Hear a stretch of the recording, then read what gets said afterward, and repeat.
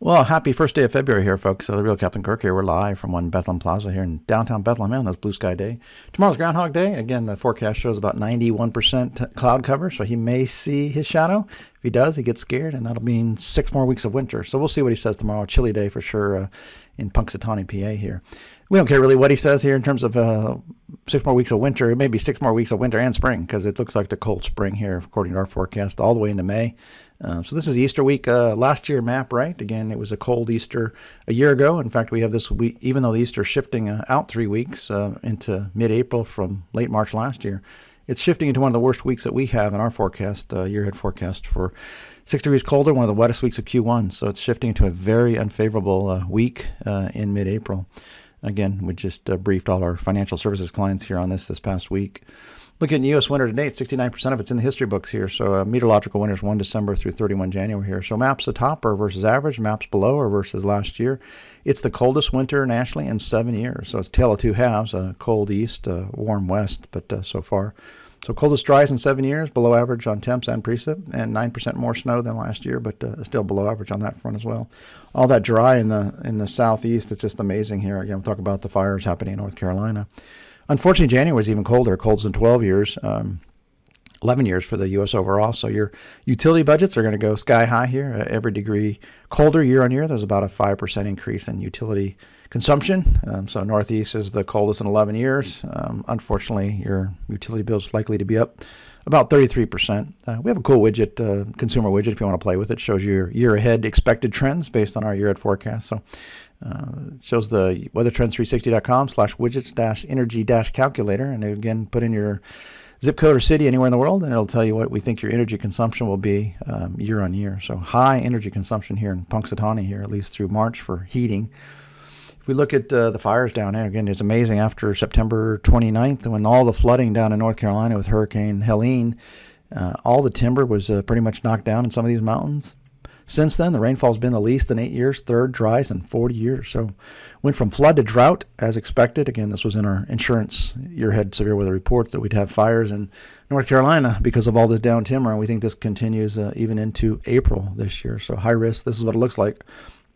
Just feel for the fire. You can't have all this dead wood just lying there. So again, low humidity, windy days here in the spring, March, April timeframe. Definitely could be a theme here of fires in the North Carolina mountains. Looking at Great Lakes ice coverage here, again, we might be peaking here pretty quick here, but 25% of the lakes are covered in ice, most in 4 years. Again, go back to 2022 when it was about 41%. Last year, only 8%, so near historic lows last year. So 25%. Lake Erie is completely frozen over, and that's good news because it means the lake effect is diminished. If you don't have those open waters, you can't really get a ton of big lake effect snows. Lake Ontario, not so true, completely wide open. It's a much deeper lake, so it doesn't freeze as quickly. Last year, again, only 8%. 2 years ago in 2023, 12%. And then back in 2022 was a bigger year, 41%. Snow to date, again, is just historic lows here in the Northwest. Northwest looks like a lot in those mountains, but not really. It's the least in 40 years, season to date. Southwest, least in 25 years. South Central, most in 6. The big winner, obviously, the Gulf Coast. There's record historic snow from Louisiana to Florida. Southeast, most in 14 years. North Central, least snow in 40 years. So that's good news because they won't have any river flooding this year like we had last year. So lower snowpack certainly will reduce that flood threat. In fact, we're thinking drought threat in the northern plains, northern Great Lakes. Northeast, still snowiest in 3 years, and the East Coast snowiest in 4 years. Look at the bars here, show the year-on-year snowfall trends on a national scale. So quite a few much snowier weeks. The big snow week has been that January 5th through the 11th. That was the big spike in snow nationally. I think the next top 3 snowy weeks of winter are going to be here in February. In fact, it may continue all the way into March. March was always our biggest, snowiest month here for the U.S., so we'll see. Look at last week, World Summer here in India today. U.S. 5.1 colder than last year. Still 11th warmest in 40 years. About 7% drier than last year, 12th wettest in 40 years. And snowfall up 80%, but still 4th least in 40 years. Actually cooled off in the west finally, and they got some rain and snow in parts of the west. So that certainly helped put out the fires in the western part of the country for now. Polar vortex looks to be kind of erratic, elongated, and anytime it does this, it could be a surprise. The models always struggle with this as to when can a big chunk of this head your way. But again, when it's elongated and erratic like this, the odds at least are we're going to get some cold weather here, whether it's a latter part of February, maybe even well into March. So again, it's not strong and symmetrical, and that means we have, again, pretty high risk here for cold late winter, spring. Look at this week here, Groundhog Day, week ending the 8th of February here. Tale of two halves. Again, very, very cold there in the Pacific Northwest. Finally, they haven't had much cold and snow this winter. Nationally, only 0.4 colder than last year, fourth warmest in 40 years, so much above average. Amazing how the Texas, the Carolinas, we're talking snow, and now they're talking near record warmth. Snowfall, again, up 232%, most in 3 years, 19th most in 40 years, so above average snowfall nationally, again, west to north into New England. And rainfall up about 8%, what is in 3 years, 19th was in 40 years. So a stormy pattern here is setting up for sure, and then it gets even stormier here as we get toward Valentine's Day. We'll go through the 6-day snowfall trends here. Again, the storm going in the Pacific Northwest. Again, it goes across the Great Lakes, northern plains, into New England. And again, we'll just aggregate the 6-day trends here, 337% more than last year, most in 3 years, 20th most in 40 years. So about average nationally, but 41% of us getting some snow here over the next 6 days. Valentine's Day next week here, week ending the 15th here. Again, this is warm southeast and cold northwest. Obviously, you're going to have something in the middle. That's a big storm here. So we'll see quite a few potential snowstorms here and rainstorms. 4.8 colder than last year, coldest in 4 years. Still 18th warmest nationally.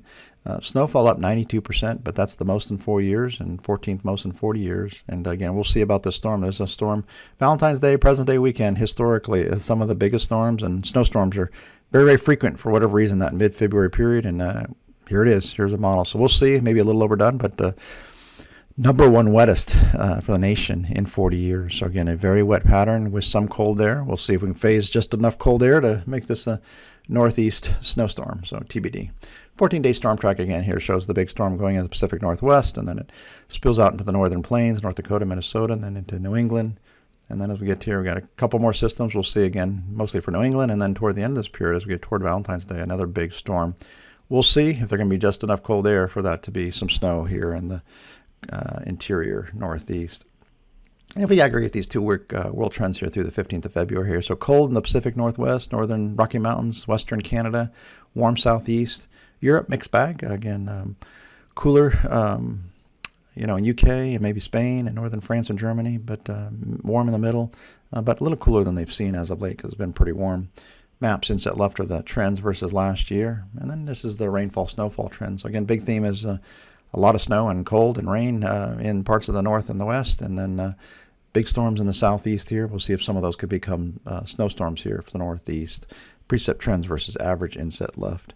So folks, have a great week here. Again, we will be back here again this time next week.